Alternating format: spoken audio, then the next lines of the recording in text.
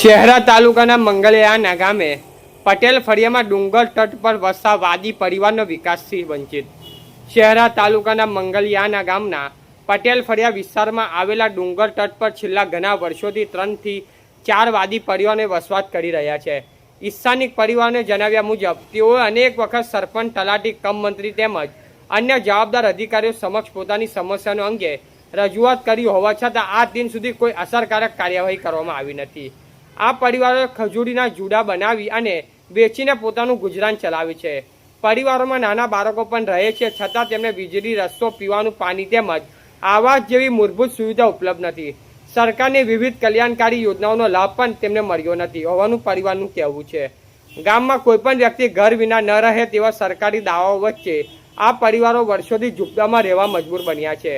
ઘર, જમીન અને અન્ય પાયાની સુવિધાઓના અભાવે તેમનું જીવન મુશ્કેલીમાં વચ્ચે પસાર થઈ રહ્યું છે। આ મામલે શહેરના તાલુકાના મામલતદાર પૂર્વેશ ડામોને આવેદનપત્ર પાઠવી પરિવારોની સમસ્યાઓનું નિરાકરણ માટે માંગ કરવામાં આવી હતી।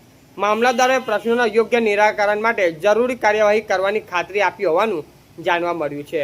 હવે જોવાનું રહ્યું કે તાલુકા તંત્ર અને સંબંધિત વિભાગો આ વાદી પરિવારની સમસ્યાનો કાયમી ઉકેલ લાવી તેમને સરકારની યોજનાઓનો લાભ અપાવશે કે નહીં।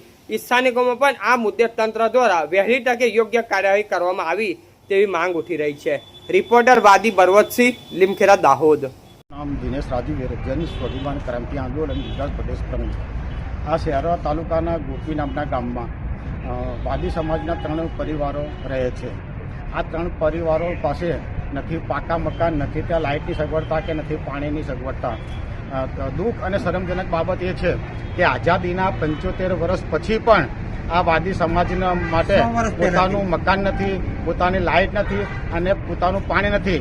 આ અમારી મૂળભૂત સુવિધાઓ મેળવવા માટે અમે આ તારીખ 10/3/2022ના રોજ આ તાલુકાના મામલતદારશ્રીને આવેદનપત્ર આપ્યું છે અને અમે વિનંતી કરીએ છીએ કે આ આવેદનપત્રને ધ્યાનમાં રાખીને આ પરિવારને એમની મૂળભૂત સુવિધાઓ જેમ કે પાકું મકાન, પાણી અને લાઇટ વગેરેની સગવડતા આપવામાં આવે। આપનું નામ? દિનેશ રાજવીર। સમાચાર જોવા માટે ગુજરાત ડિવિઝન ન્યૂઝ ચેનલને like, share, subscribe, bell icon press button દબાવવાનું ના ભૂલશો। ધન્યવાદ।